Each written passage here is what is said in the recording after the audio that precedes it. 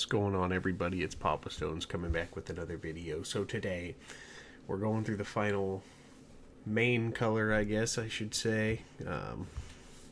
It's yellow, right? So we're just going to jump right into it because these are generally longer, ranking all these cards. So first off, we got Kinton Intimidator on attack, exhaust the defender. It's a 1/4.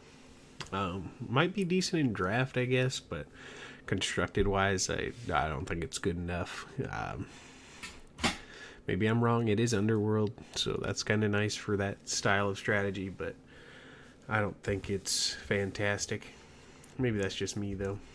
Yeah, we're gonna give it a 3. In draft / sealed, I think it's probably playable, but constructed, there's just better cards. Moving on, though, we got Bazine Natal.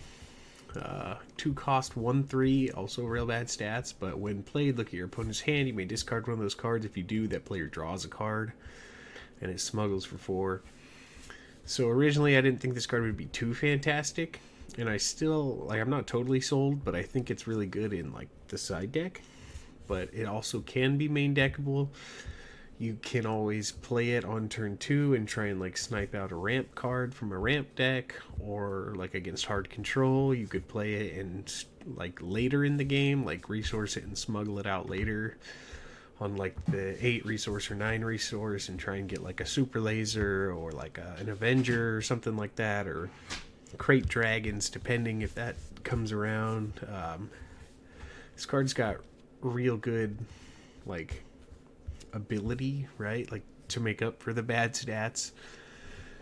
So I'm pretty sure it'll definitely see some play, whether it's main decked or side decked. I'm not positive right off the gate, but I feel like it will be in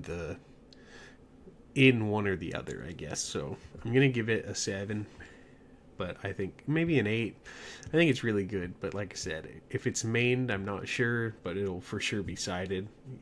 You could always main it and just set it if you have to, as a resource, but you don't necessarily want resources, dedicated resources.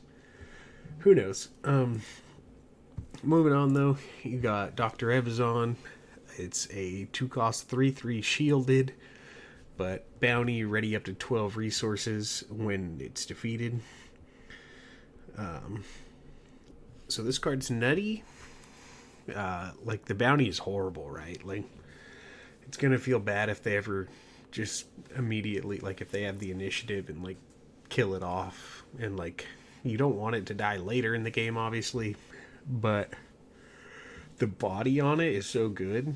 The fact that it's a shielded 3/3, it answers every turn 1 play in any deck, I'm pretty sure. Unless it's space, obviously. Any turn 1 ground play, it trades straight up into a battlefield marine and survives. You can use this in different ways too. Most people, you would imagine you're just going to be hitting base and force them to deal with it. But you can trade in, like I said, if you were playing against an aggro deck and you didn't think you'd outrace them for some reason, you were playing this, you could kill their turn 1 battlefield marine, and then say they play something else next turn, right? If they don't immediately play a unit, which might change, because I feel like that's not very common right now. Most people's immediate reaction is to attack first. That is the first actions of their turn, generally speaking. If they don't immediately play a unit or spend the resources, then you can just trade this into their guy, and they don't get a ready anything, so they get no bounty for it. This card's nice. It'll definitely be in most yellow decks, I'm pretty sure. It's not broken by any means, but the stats are so good. So I'm going to give it a 9, just because I think it's super playable. Against blue control, this will come out for sure, though, right? Because if this eats a power of the dark side, you kind of feel bad, right? But moving on, we got Hunter of the Haxian Brood. While an enemy unit has a bounty, this unit gains shielded. So it's either a 4/3 or a 4/3 with shield.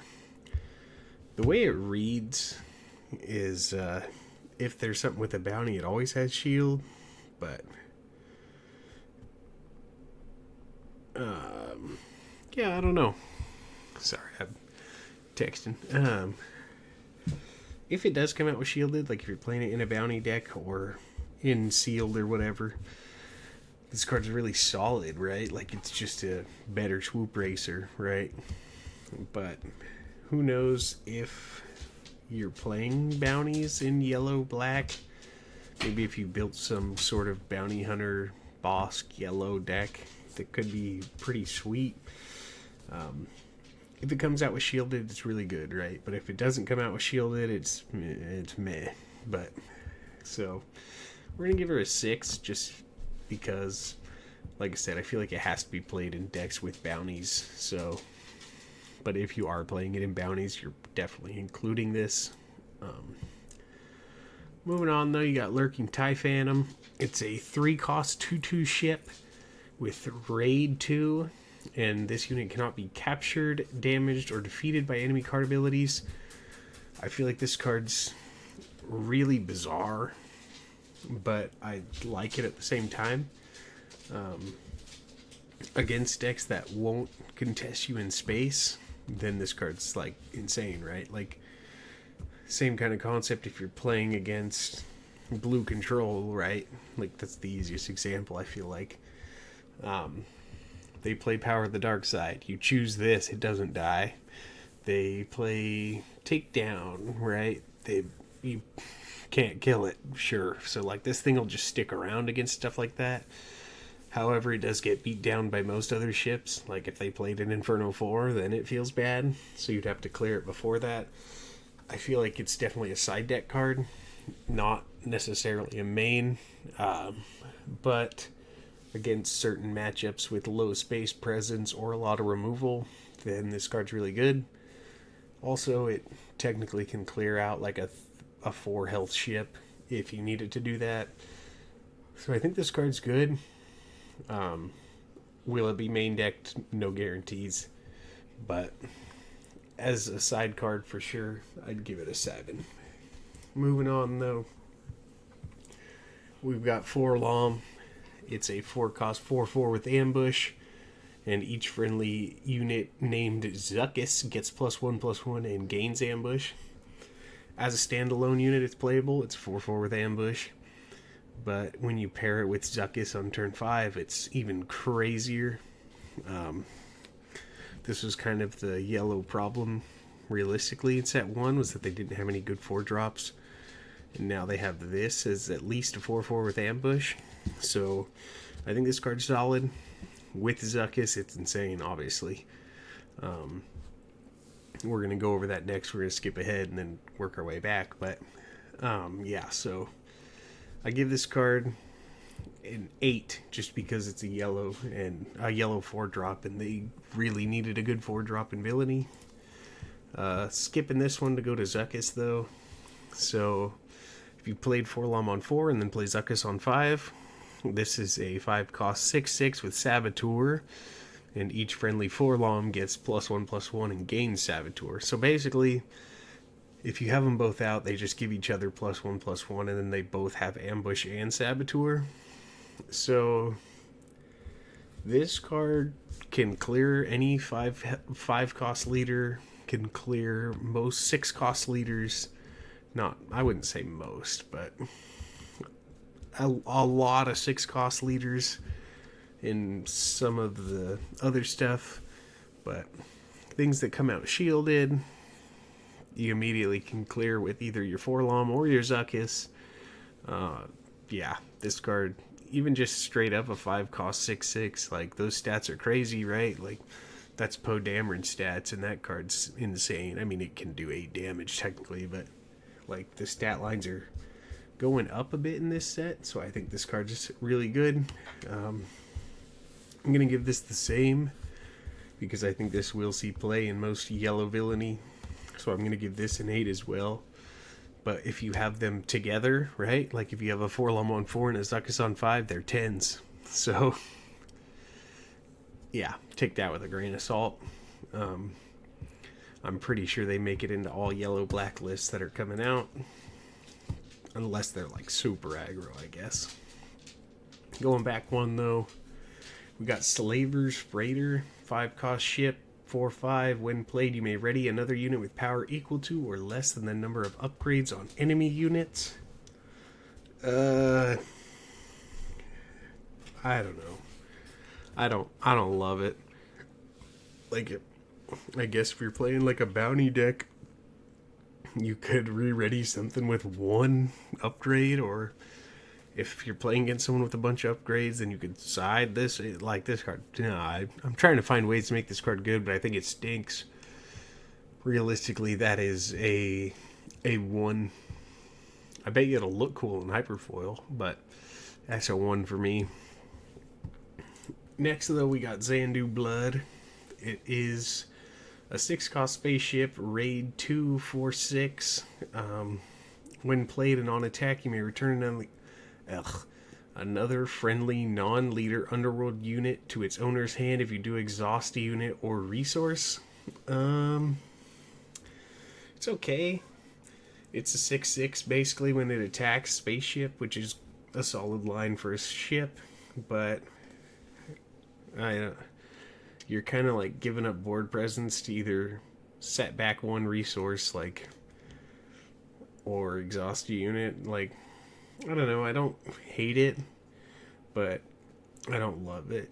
Like, it's better than Fire Spray in non-Boba decks, but in Boba decks, you're obviously playing Fire Spray over this. I don't know. It's playable, but it doesn't do a whole lot for what it is. It's realistically, it's basically just a 6/6, and I guess if you really want to bounce an underworld that has a good when played or something, then sure. But most of the time, it's probably just a 6/6. So we're gonna give it a 6 because it's a 6/6, because I'm feeling generous. Moving on though, we've got Dryden Voss. This is a shielded 5/7, 7 cost. When played, choose a captured card guarded by a unit you control. You may play it for free under your control. If yellow goes into a capture route, this card's cool. If not, it's really bad, because you're paying 7 for a Vader stat line that doesn't ambush, doesn't do Vader things, right? However, if you're playing this in like one of the green style decks that can capture pretty much anything, like if you capture a late game unit and then get to play it for free, that's kind of cool. Maybe, I think if there's, I don't know, I feel like this would have to be in like I said, in a control style deck with a lot of ability to capture higher end stuff, like, because most of the capture in yellow at least is capture something that costs equal or less, so the best you're getting is like a 5 or a 6, and then playing this, getting that back, it's not bad, but it's a little niche in that situation. Like, I feel like in a capture style control deck with yellow, then this card would be good, but by itself, it's not great. I don't know. We're gonna give it a 5. I don't know. I can't wrap my head around it too much. If, like I said, if a capture control deck comes out, this card's gonna be nuts. Moving on though, we got Frozen and Carbonite. It's attached to a non-leader. Attached unit can't ready. When played, exhaust the unit. It costs 3. This is basically a better No Good to Me Dead, except it costs 1 more. This can technically also hit vehicles, which is a little wild. Usually I feel like upgrades can't target vehicles, but I don't know. I mean, I think this card sees some play in one of those yellow style control decks, like maybe like a Grand Admiral Thrawn starts picking up steam. So I think this card's definitely playable. Will it be in every yellow deck? No, but It could also be side deckable for some of them if they need to pace out with the controller version. Um, I like this card. I'm going to give it a 6 as well. But will you see it that much? I'm not sure. Last yellow black here, we have Triple Dark Raid. It's a 3 cost. It says search the top 7 cards of your deck for a vehicle and play it. Put the other cards on the bottom of your deck in any random order. It costs 5 less and enters play ready. Return it to the owner's hand at the end of the phase. Don't hate it, don't love it. You could you have to be playing a decent amount of vehicles, right? Because you're only searching 7 cards. And you want it to be a higher cost vehicle, realistically. So a Fire Spray or like a Ruthless Raider, or I mean, I guess you could technically play an Avenger for 7. Yeah, that's a possibility. It's got some kind of cool aspects. I feel like this card is one you'd have to build a deck around, but don't hate it, don't love it. We're gonna give this a 5. Moving on, though, we've got the heroism stuff. So we have Cartel Turncoat, a 1 cost 2/3 with bounty, draw a card. Meh. 2. Grogu, 2 costs 0/5 action exhaust an enemy unit. I personally really like this card just because you can just basically keep exhausting units, and it's not threatening the board by any means, so your opponent isn't technically required to clear it, but at the same time, if you don't, I just get to tap you down every turn. You can tap leaders. I think this card's solid. I feel like it'll definitely be played in a lot of the heroism style yellow decks. Maybe not aggro decks, right? But the other ones, mid-range and control, it'll definitely see some play there. I'd give this a solid 7. Moving on, though, you have L337. It is a 2 cost 2/2. When played, you may rescue a captured card. If you don't, give a shield token to this unit, and it smuggles for 4. If you were playing Yellow Heroism and you were playing Crafty Smuggler, this is just a straight up replacement for it, because it's either a 2 cost 2/2 with shield, which is Crafty Smuggler, or you can bin it and then flip it later if you think something's going to get captured, so it's got more upside to it. I like this card. I think it sees some play, especially if, like I said, if capture pops up a bit, then this card will definitely be solid. If not, it's just another Crafty Smuggler, and Crafty Smuggler was a decent enough card to be playable. So I'd give it a 7 as well. Now we got Omega. Ignore the aspect penalty on the first clone unit you play each round. When played, search the top 5 cards of your deck for a clone, reveal it, and draw it. It's a 2 cost 2/2.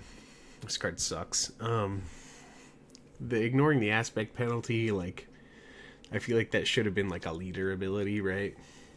That's like Hera in a sense. But other than that, it's just a 2 cost 2/2 searcher. So if you're playing out of aspect clones, you're relying on this sticking on the board to play. I don't like that. So I don't know. We're gonna give it a 3. Now we got Coruscant. I don't know how you say that. Dissident. 3 cost 3/4. On attack, you may ready a resource. I actually like this. The stats are pretty solid, pretty average. Plus, you get a ready resource, right? So, you could play this on turn 3, and then turn 4 you could play like another 3 and a 2 if it attacks, or like a 4 and a 1. Like, it's got a lot of options. I think it's good enough. Technically, also random synergies. If you play like a Falcon and you pay for the Falcon, you could just immediately re-ready the one resource you pay to keep the Falcon around. Like, I like it. I'm gonna give it also a 7, like, because I don't think it's like meta defining by any means, but I feel like it's playable in certain style of decks. So yeah. Moving on though, you got Liberated Slaves, which is a 3-cost 3/5 vanilla. It's got a bunch of techs, or what's the word I'm looking for? Attributes, maybe? Titles. Fringe, Droid, Twi'lek, and Wookiee. Twi'lek, I don't know. Not bad. Stats are solid for a 3. In any of these archetypes, you'll probably play it, right? Like, if you need certain... I feel like it's archetype specific, right? If you're, like, building a Wookiee deck, you would probably throw this in. If you're building, like, a Fringe or Droid or whatever, this probably makes the cut as of right now. But other than that, it's just a 3/5. So, we're going to give it a 5. Moving on, though. Got Principled Outlaw. On attack, you may exhaust a ground unit, and it smuggles for 6. 4-cost 4/4. It's not horrible. Like, this feels like a control-y style card, like a Thrawn special, where you're just like constantly trying to exhaust your opponent's stuff. Don't really love it, I guess, just because it's 4-cost do nothing in a sense. At least with like 4 LOM, right? It ambushes, so it has immediate board impact. This one has to stick around to have any impact, but might not be bad. Who knows? We're gonna give it a 5 and hope for the best, I think. Moving on though, you've got Kira, which is a 4-cost 3/5, so horrible stat line. But when played, look at an opponent's hand, then name a card while this unit's in play. Each card with that name costs 3 more for your opponents to play. So, I don't know if this is a main deck or a side deck, but I think it's definitely playable because of the fact that you straight up get to see their hand and then set them back, right? So, say you play this on 4, right? And they only have 1 4-cost in hand, and then everything else is either bigger or something, or like, say they only have 1 playable in hand, right? You could just immediately blank that whole turn. Or like against control decks, same concept. You could, like, you know, the 8 resource, 9 resources coming. You can look, either call Super Laser or call Avenger or whatever, Great Dragon, etc. And then they can't play it for another few turns. Lets you set them farther back. I like this card a lot. It's basically just like it's kind of like Regional Governor, but at least, I mean, Governor doesn't ever let them play it while it's sticking around, which is a little bit better, but this is almost the same concept, right? Because if they're really relying on playing that card, they'll do their best to immediately deal with this. So, I don't hate it. We're going to give it an 8. Will it be main deck? Not positive, just because the stats are bad, but the effect is good. So we're going to give it an 8. Moving on, though, we got Zori Bliss. It says a 5-cost 4/7 that says on attack, draw a card at the start of the regroup phase, discard a card. You can smuggle it for 6. Smuggle cost is a bit cheaper, which is nice. Good stats for a 5-drop, right? But the on attack is kind of negligible. It does let you dig a little bit deeper if you're looking for specific things, right? I don't know. I've just realized I mentioned some of these cards as Thrawn deck specialists, but these are all heroism cards, so that's a little awkward. But um, I think it could be worse, it could be better. I don't know. We're gonna give it a 6 just because I think it's playable. It's funny when you get to smuggle this out on turn 4 with Lando or 4 resources, right? But other than that, I don't know if it makes the cut or not. Moving on though, got the new Millennium Falcon. This is Lando's Falcon. It's if you play this unit from your hand, it gains ambush as a 6 cost 5/5 space unit, and it smuggles also for 6. So I don't love it, I don't hate it, right? Like a 5/5 space with ambush, if you play it from your hand, is not bad. And also if you want to do something else before that, or if you just want to resource it and bring it out later as a 6 cost 5/5 ship, it's not as good, but you still get a 5/5 ship for 6, right? So I don't know, it's an interesting one. I don't think it's gonna be like game breaking by any means. I'm willing to give it a 5 though. You got Let the Wookiee Win. An opponent chooses one. Either you ready up to 6 resources, or you may ready a friendly unit. If it's a Wookiee, attack with it, it gains +2/+0. I don't think that's fantastic by any means. Like, your opponent's probably almost always, like, unless they're gonna die, I feel like they're always gonna be like, you ready a unit, right? Maybe they let you re-ready 6 resources if you're like low on cards in hand or something. But most of the time it's not going to do what you want it to do. It's kind of been my problem with I Am Your Father from set 1, is you play it and you're like, the only time you can play it is when you're totally fine with either option, right? Like either drawing 3 or dealing 7.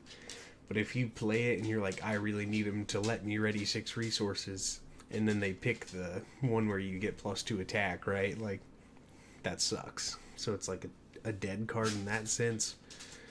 I don't like giving your opponent the choice for the most part. So I think this is like a 4 at best.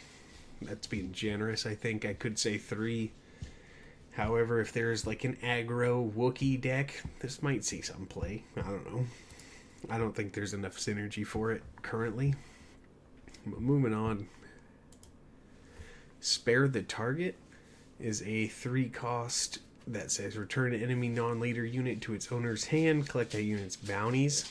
I'd say it reads like just strictly a better Waylay or extra copies of Waylay. However, with Waylay you can target your own units, so it's not exactly the same. But if you're using Waylay as like a removal most of the time, then it's just basically the same thing. If you're using Waylay to bounce your own stuff for like lethal lines or Wind Blades to come out again, then you're probably not playing this.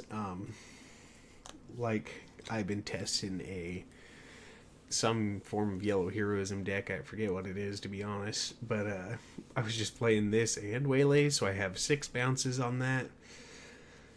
I don't know. I don't hate it. I think there could be some real annoying deck that just constantly is putting cards back in your hand. I haven't looked into it too much, but some form of like yellow heroism, right? So you could play this, you could play Waylay, you could play Cantina Bouncer, stuff like that, like New Adventure, blah blah blah. Like, and just constantly, like, they play a unit, you give it back to them. So I like the thought of that. It sounds funny, right?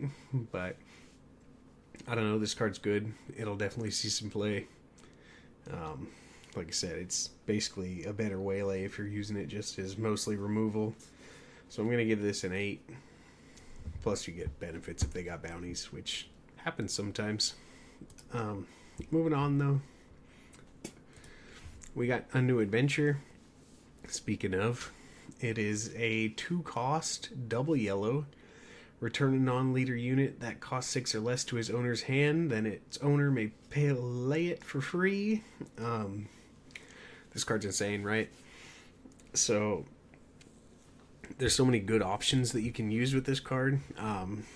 Like, especially in double yellow specifically. You got Bodhi Rook. You play it, you look at their hand, you rip one of their spells. They're like, alright, he played Bodhi Rook, he's probably not playing another one. You new adventure it, you play Bodhi Rook again, you rip another spell. You got Cantina Bouncer. You can bounce a unit to their hand. You can return that to your hand, play Cantina Bouncer, bounce another unit to their hand. Like, the big standout that most people immediately thought of was Fire Spray. You play Fire Spray, attack for 5, bounce it back to your hand, attack for 5 again. Like, there's so many good options with this card. And, like, basically anything that has when played or comes in ready style thing, this card definitely sees play, right? Like, this card will be nuts. I'm almost positive that this card is a 10 out of 10. I think double yellow will be a meta menace in the new set. However, I can't technically predict the future, right? So anything's open to subjectiveness. But me personally, I think double yellow will be insane. So I would be on the lookout for this. This card's nuts. Moving on, though. The one that's not as nuts, right? You got Final Showdown. It is 6 cost double yellow. Ready each unit you control. And at the start of the regroup phase, you lose the game. So I feel like this card will kind of be like a meme card. It could technically be a closer, right? I tested it out a bit in double yellow. Oh, excuse me. I tested it out a bit in double yellow boba, and it felt bad most of the time. Like, whenever I drew this or played this, I didn't technically need it to win the game. Like, I was already winning enough. And realistically, you're never going to play it if you're going to lose, right? You're only playing it to, like, finish the game. So I don't know. I don't like it too much as a card. However, I think it's kind of funny. If there is ways to break this card, it could be pretty nuts, right? But I currently don't think there is enough way to utilize this to where it feels game breaking. Who knows? Maybe I'm tripping, but we'll see. I'm gonna give it a 4, just because I like it. I'm sure someone will win something with it, and it'll be funny, right? But yeah, other than that, it's meh. Moving on, though. Go on to the single yellows. We've got Criminal Muscle. A 1 cost 2/1. When played, you may return an ununique upgrade to its owner's hand. Sucky. It is not good.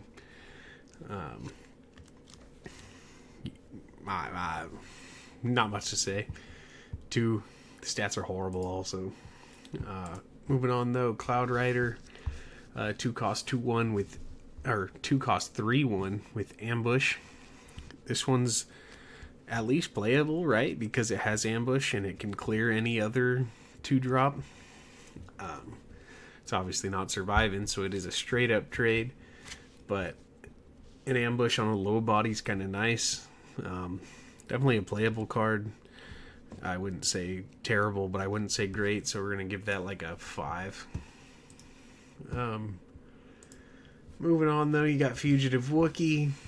It's a 2 cost 3/3 with Bounty Exhaust unit. If you need 3/3 bodies for 2, sure, it's fine, but I don't know, maybe you trade it in and dodge the exhaust effect and it doesn't feel horrible there, but I don't know, I don't hate it. But excuse me. I don't know why I'm yawning. I don't love the bounty on this one specifically. However, I think it may see some play just because of the body. Moving on, though, we have Privateer Psych. 2 cost 2/2. While you control another yellow unit, this unit gains shielded. I guess I didn't even realize it said when you play this unit, give a shield. So that goes back to my Haxian Brood that it doesn't always have shielded, right? I don't know. It's not a good enough body in space, I guess. If you have something with shield that's a 2/2 in space, I guess it's not bad, but it's not like fantastic by any means, right? I'm gonna give that also a 5. But moving on again, we've got DJ. It's a 3 cost. When played using Smuggle, you take control of an enemy resource. When this unit leaves play, that resource's owner takes control of it. It smuggles for 7. It's a 3/5 body, I guess, but smuggling for 7 to steal 1 resource seems a little bizarre to me. Maybe if you're really desperately trying to dodge like a laser blast that you know they're sitting on or something like that, like, then maybe that's okay, but I feel like the smuggle cost for this is way too high.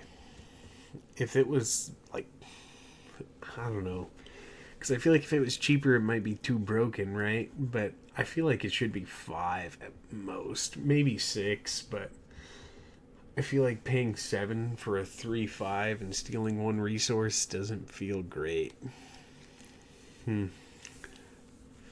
I don't know. Unless maybe you know they have a smuggled resource and you can snipe it out, and then you get a smuggleable card and they can't get it back, kind of thing. I don't know. I don't like it. Maybe I'm wrong, but I just don't think it's as good as it's cracked up to be. The 3/5 body's nice though, don't get me wrong. So we'll give it a 6 just for the body alone. However, I don't know if it gets smuggled out too often. Now we got Frontier Trader. 3 cost 2/2. Those stats are atrocious.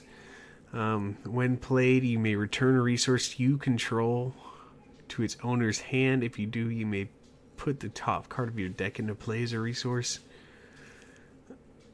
Why?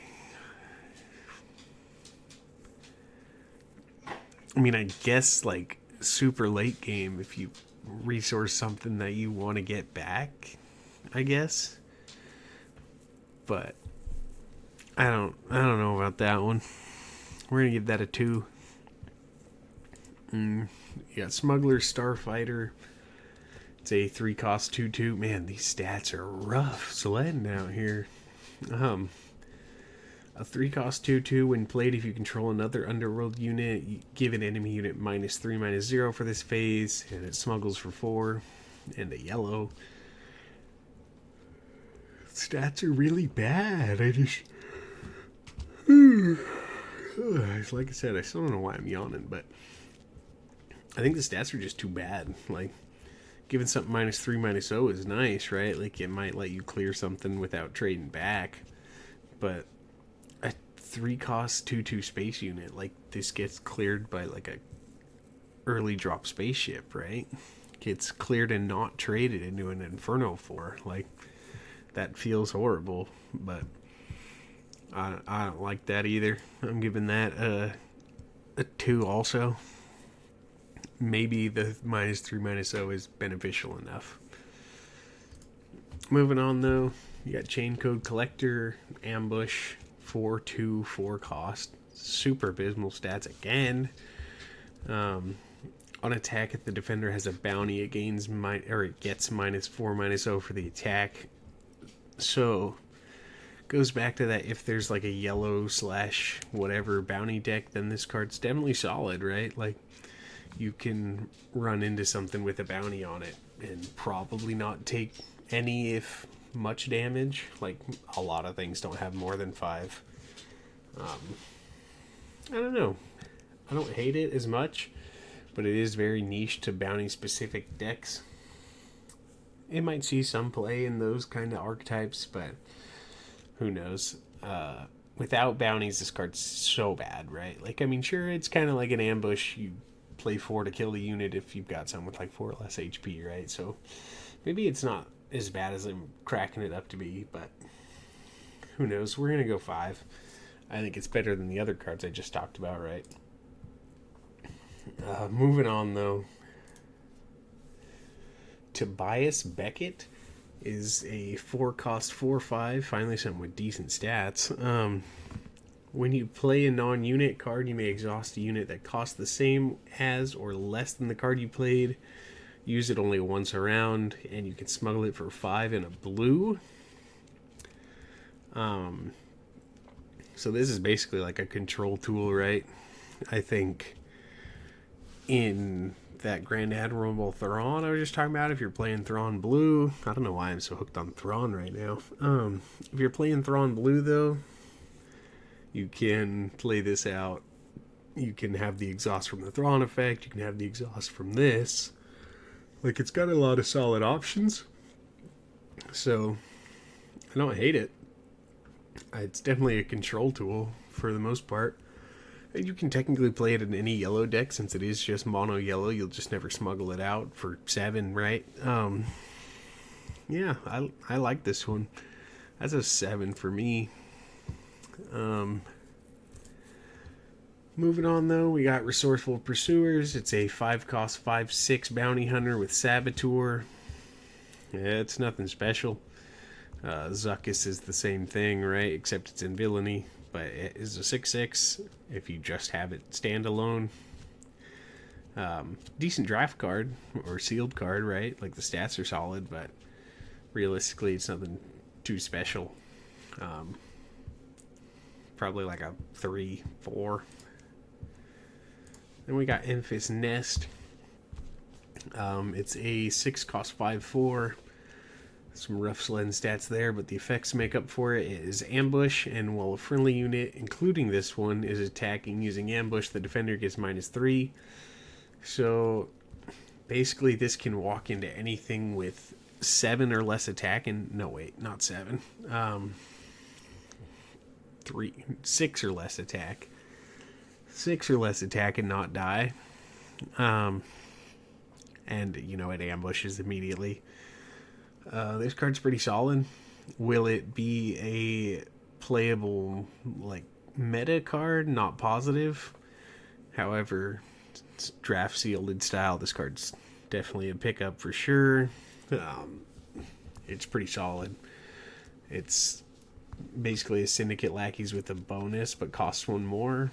So, I like this card. We're going to give it also a 7.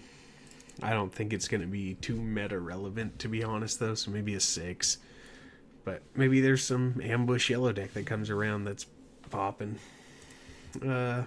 Next, we got Fennec Shand, a 7-cost 4/6, also with ambush, and on attack, deal 1 damage to the defender if it's a unit for each different cost among the cards in your discard pile. So this is maybe like a top end for Casino Han, if that's still a thing.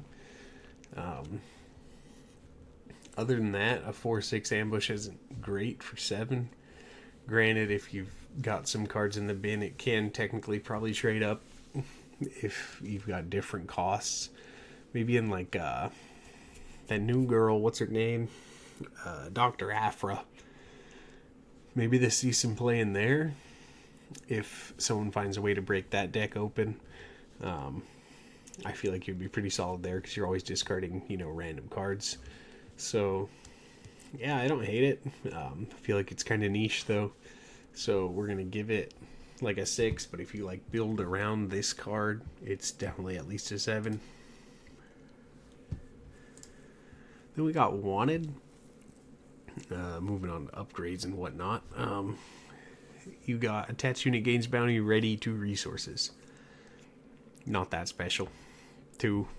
At least it costs 0, I guess, but it's a wasted space in your hand, right? Who knows? Maybe I'm tripping. I'm kind of biased against bounties and upgrades for the most part. Then you got Enticing Reward. Attached unit gains bounty. Search the top 10 cards of your deck for 2 non-unit cards. Reveal them and draw them. Then if this unique. Oh, wait, what? Then if this unit isn't unique, discard a card from your hand. Wait, what? Oh, I got it. Okay, so that read super weird to me. Sorry. So if you put the bounty on something that is not a unique unit, okay, then you discard one. So you basically either draw two, discard one, or just draw two if you see more than two, or two at least, right? Meh. Like I said, maybe in Bosk this would be funny, so you could search the top 10 or draw two events and then search the top 10 again, draw two more events, so you got a hand loaded full of events, I guess. Like, if there's like a Bosk Yellow control, maybe there is. Maybe I'll cook that up after this and we'll give her a test run. But like as a standalone bounty, it sucks. 2, 3 maybe. Snapshots of reprint. Boba Fett's armor.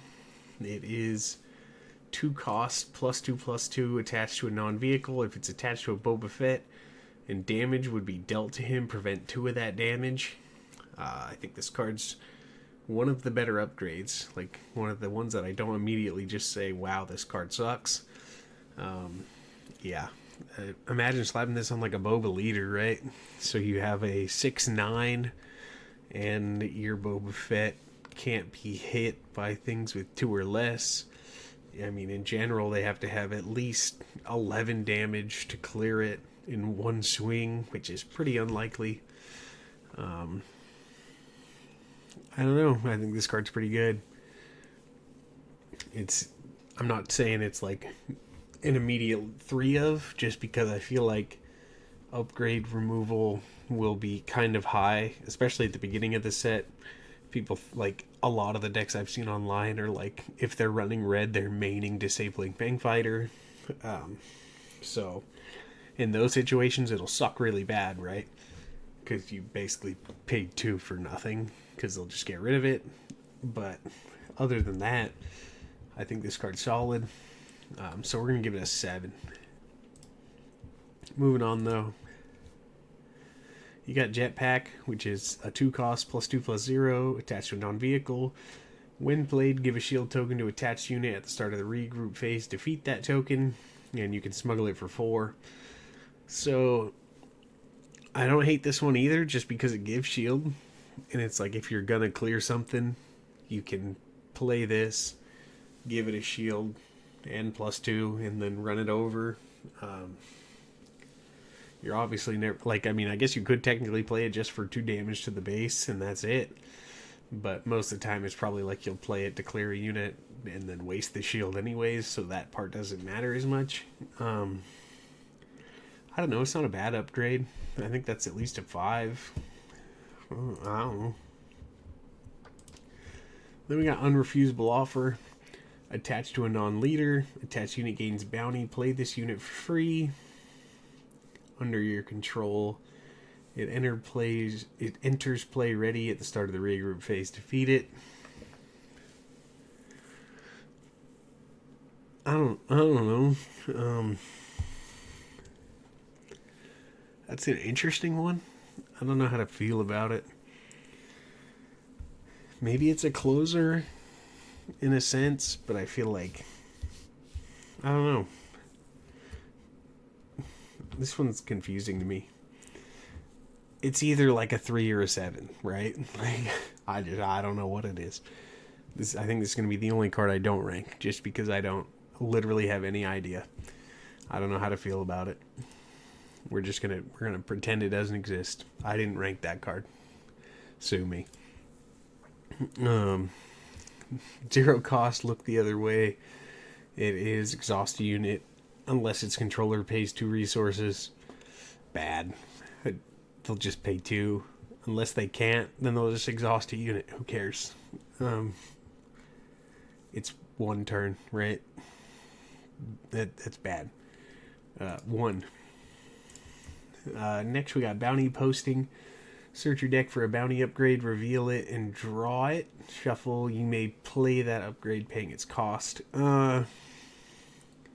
like I said, if there's some bounty hunter, bounty boss yellow kind of concept, this might see some actual play. Just because it lets you search the deck for any specific card that you're really wanting, and it doesn't like take the whole action, so you could like search it and then immediately play it. So it's kind of decent in that, and like an action compress. I don't know. I don't hate this. One of the only search cards I feel like I haven't hated, to be honest. So we're gonna give it a 6 because I think it's funny. Moving on though, you've got McClunky. It's a 1-cost, return a friendly non-leader underworld unit to its owner's hand. If you do, deal 3 damage to a unit. At first when I read this, I was like, oh, that kind of sucks. But then you start to realize like a lot of the underworld cards have good when played effects, or like even concepts like Evazon, right? Like if you have an Evazon out and you think it's going to die this turn, like they popped the shield already, or you've got it low health or whatever, you can just put it back in your hand and deal 3 damage to something else. You can bounce. I don't know if anybody here watching this watched my what's it's called, my sealed games on Force Table. There's an underworld card that lets you return an underworld card to your hand from your discard pile. So you could, what I was doing is, this is technically an underworld trick, right?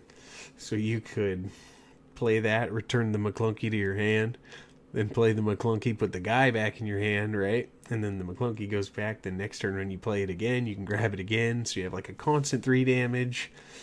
I mean, it costs 6, right? Like, realistically, what you're going to want to do is play the guy and then attack for 4, and then bounce it back, and then play him again, grab that. Next turn, you attack for 4, put it back, and like, it's got some funny interactions. I feel like this card's really solid.